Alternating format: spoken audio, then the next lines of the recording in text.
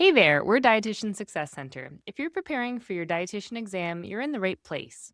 We created our exam prep resources with one goal in mind to help you walk into your exam feeling more confident, more prepared, and more like the dietitian you're working so hard to become. Before we get into study strategies, let's talk about mindset for a moment. You've probably heard the scary statistics about exam pass rates. Maybe they've been sitting in the back of your mind, creating stress or self doubt. We want to challenge that narrative. You're here, you're taking action, you're not leaving your success to chance. You're becoming someone who starts their exam feeling grounded, prepared, and capable. In this video, we're going to walk you through how to set yourself up for success using brain-based study strategies. We'll start by understanding how the brain learns.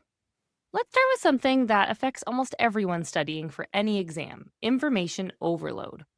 Your brain has limited processing power. Think of it like eating. When you try to eat too much food all at once, you don't really taste anything.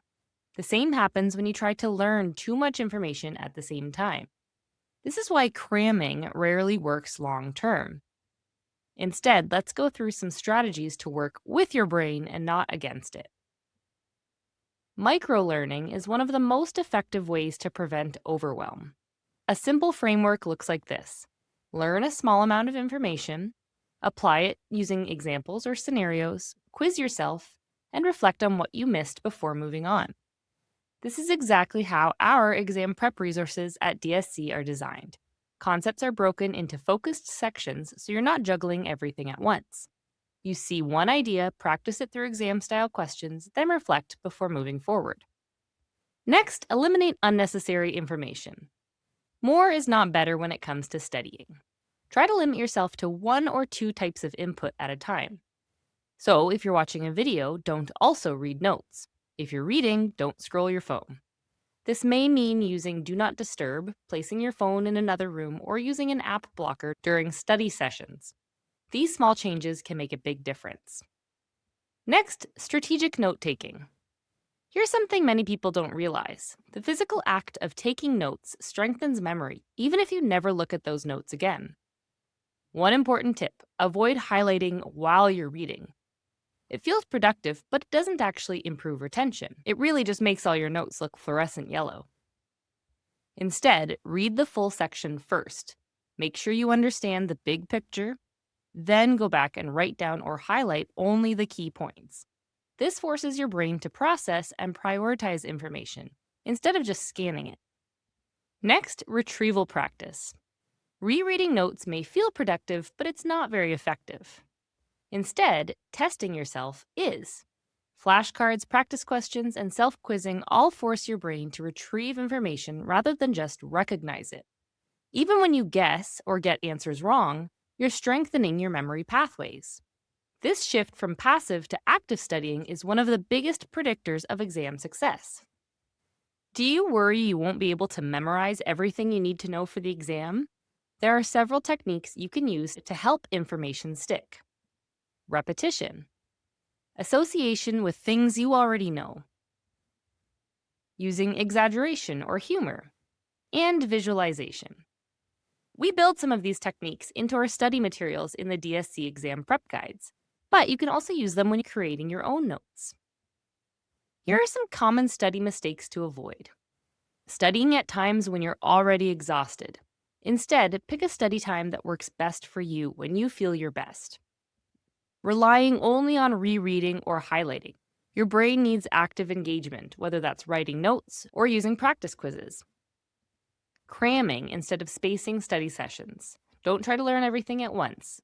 Create a study schedule so that you can study in small doses. And multitasking while studying. Put away any distractions before you start your study session. Here are some practical study strategies that you can start using today. The 25-5 rule, also known as the Pomodoro technique. This is where you study with full focus for 25 minutes, then take a 5-minute break. You can set a timer to tell you when to stand up and move around. This method helps prevent mental fatigue and improves focus over time. Strategy number 2, study while moving. If possible, review notes while standing or walking. Even light movement can improve memory formation. Create a review system. After studying, sort your topics into how confident you feel about the content. You can sort them into strong, moderate, and needs improvement. This helps you spend time where it actually matters instead of spreading your energy evenly across everything. And lastly, analyze your mistakes. When you're reviewing practice questions, ask yourself, what went wrong? Was it a knowledge gap or a test taking issue? And do you notice any patterns where you're making mistakes? This is where real learning can happen. So now that you've studied effectively, let's talk about preparing for exam day. Your brain performance depends on your body. Sleep and nutrition matter. Consistent sleep in the weeks leading up to your exam can help consolidate your learning. On exam day, aim to eat a familiar, balanced breakfast and stick to your usual caffeine routine. Avoid trying anything new on exam day.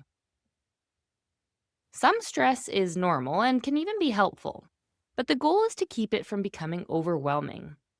Try practicing stress management strategies well before exam day so they feel familiar on the day when you need them. Your environment matters. One helpful trick is using the same scent while studying and during the exam if possible. Smell is strongly tied to memory and can act as a grounding cue in unfamiliar environments. During the exam, you might be feeling nervous and begin to overthink the questions. If you get stuck on a question, flag it and move on. Answer what you know first. Trust your preparation. Be thoughtful about changing answers. If you do change one, do it for a clear reason, not just because of uncertainty. If anxiety spikes during the exam, pause and breathe. Remember that you have studied and prepared for the exam. Bring your attention back to the single question in front of you. And if you start to notice anxiety patterns happening before the exam, get help well in advance from a mental health professional so you can start applying anxiety management strategies well before the exam. Let's recap. Your best approach is to study in ways that align with how your brain learns. Use active strategies instead of passive review. Learn from your mistakes on practice questions. Set up your study space, your environment, and your routine intentionally. And take care of your physical and your mental health well before the exam. These are the principles we use inside our dietitian exam prep programs to help students feel more confident and more prepared, not just memorize. If you're ready to stop piecing things together on your own and want a clearer, more supportive way to study, click the link in the description to get started with Dietitian Success Center. You can begin with our free starter kit, which includes access to our private dietitian community, a PES statement cheat sheet, and additional tools to help you feel more confident and organized as you study. And when you're ready to go deeper, you can join our exam prep guides as a learner or practitioner member. Your membership includes full access to our dietitian exam prep resources. These are two incredible options for building your knowledge and confidence as an RD-to-be, without having to pay extra for separate exam prep support. If you want to feel more confident, more prepared, and a lot less alone in this process, we'd love to have you. Click the link below to get started. Thanks for watching.